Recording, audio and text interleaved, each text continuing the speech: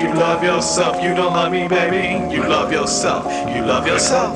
You don't love me, baby. You love yourself. You don't love me, baby. You love yourself. You love yourself. Erotica, aroused in a silent way, may play passionate. We did admit all sessions sent falsely to the imagined mind to find mirth, worth non-existence. Resistance, critical, better be spiritual. Spirituality is changing zones, changing tones to the abstract entity, physically to the abstract identity. Visually, you see side, might be simultaneously everywhere, where everything comes to exist. And the team is with a list of trophy holes, bringing universal souls. Now suppose that it was naked, unborn unicorn, sworn to elevate and dark spiritual wings.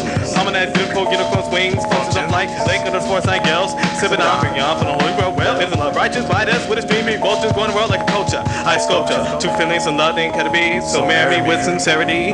Everything thoughts of you control me like program machine mechanism by your virtue. Erotica never hurt you or desert you. Erotica plays the race on a harmonica, but a three-piece suit and a polka dot bow tie. I don't know why. You don't love me, baby. You love yourself. You don't love me, baby. You love yourself. You don't love me, baby. You love yourself and you love yourself. Midnight, passion, thoughts, ration, compassion on the verge. While the erotica dreams emerge for the urge of the true real feel. Sexual energy, spiritual, physical, gospel, eternity. Positive is the way I live. I give freely, cause my methods are extremely clear. No comedy, dangerous, sincere. Feelings close embrace. Twinkle to concentrate with male and female relate. You said it was handsome, well, let me kiss you, cause you's a damsel in distress. Blessed would be the unbelieved to see, but must I sprinkle a pixie dust for you to fly high. Spiritual romance, so dance to the ribbons in the sky. I look in your eyes and see a reflection of a star. You don't know me cause you don't know who you are. Full of personal elements that run deep in the streets for our physical forms, multiple form and meet. Nothing discreet cause I'm so clever. Erotica, I'm loving you forever and ever. You don't love me, baby. You love yourself. You don't love me, baby. You love yourself. You love yourself. You don't love me, baby. You love yourself. You don't love me, baby. You love yourself. You love yourself. Erotica, metaphor, large extensions of the jazza. Opening things, inhabiting gigs, 7 external features. Beautiful creatures, one inside with a mind, but not with a heart, but that's where the love starts. Stop the uncommon sense, what do you think you do this? Drifty, shifty, prudence, suspense, ordinary news. I see the previews on channel, see you in your flannel skirt. Erotica, I will hurt you if you desert me. You better see this work and see it flee. You don't love me, baby. You love yourself. You don't love me, baby. You love yourself. You love yourself. You don't love me, baby. You love yourself. You don't love me, baby. You love yourself. You love yourself.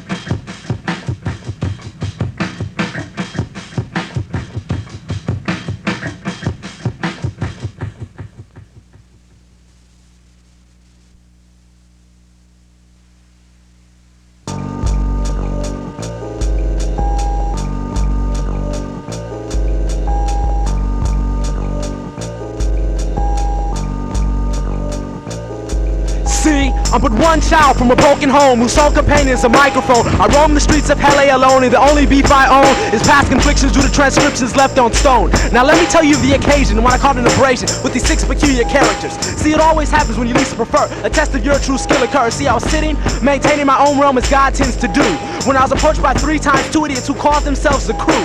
They were joking and provoking me, not knowing soon that they will be choking on their own words. For with every decree they labeled me a whack MC without the proper inquiry. And when they finally surrounded me, I felt nothing but negativity, so reacted the only way known to me. Lyrically, I took them rhyme for rhyme, even 2 at a time, and even when they didn't rhyme, they displayed their own lack of ability and utter futility to them battling me. So when they forced to break into their written routines and scripts, and they still got ripped. And seeing how I was still coming from the mind, and they had committed the ultimate cypher crime, I decided to chalk this one up as a win. But that's when they decided to bring our mental matches to an end and let the physical begin. The odds were their 6 to my 1, so I chose to run, while racing through my mind to find when the next bus would come. I boarded at the nearest location, regardless of its destination, just requiring removal from my situation. I injected my monetary measure into the metallic treasure chest, the progress at the back of the bus, where I let my mind digress on how their day with destiny would manifest. I exited at the Gravity Lord's address. See, I called him before, so when I gave 3 knocks on the door, he emerged with the artillery I needed for my one-man war. Man, see, this is how it went down. I was just chilling at the spot, right? You know, just maxing. These niggas roll up like, nigga, you rap? nigga, what's up, you wanna battle? And I was like, you know, whatever, man, let's do it. So then we got into it, you know, I was ripping the niggas off the head, you know? So they got mad and rode into their written routines and shit, you know what I'm saying? Written rhymes and written raps, and I was still ripping them niggas coming off the head, you know what I'm saying? And then, you know, they wanted to fight and shit, they got all upset. And so it was 6 of them niggas, I'm not even gonna lie, you know I ran. So I broke to the bus and got off and called you from the corner. Let me see where these niggas stay. Oh, drop me off right here. I'm about to do these niggas in. Alright, peace. I entered through the cellar with a rusty propeller-like object, sharpened to perfection. I was standing behind my first victim, he was in the washing section, folding his dockers, standing in erection. My weapon made a connection at his neck, severing his vocal cords before he could scream. Then his head fell to the floor, feasting his eyes on a trendy excuse for a human being. I was halfway upstairs, then ran back to rummage through his pockets and remove the cream. Then I continued to maneuver upstairs where I can handle the rest of his team. The next 3 were sitting watching TV, so I moved to the hallway where they couldn't see me. I opened up my backpack to extract the accessories that I needed for my second phase of attack. I pulled up a black tube, injected a poison dart, tainted with a chemical guaranteed to rip his circulatory system apart. I inhaled, then exhaled, hitting him in the vein, leading directly to his heart. His homeboys turned around to see the man grabbing his neck in a clutch. Then I reached over the couch and gave them both a Vulcan death touch. The last words weren't worth much because their lies flashed before their eyes in a blur.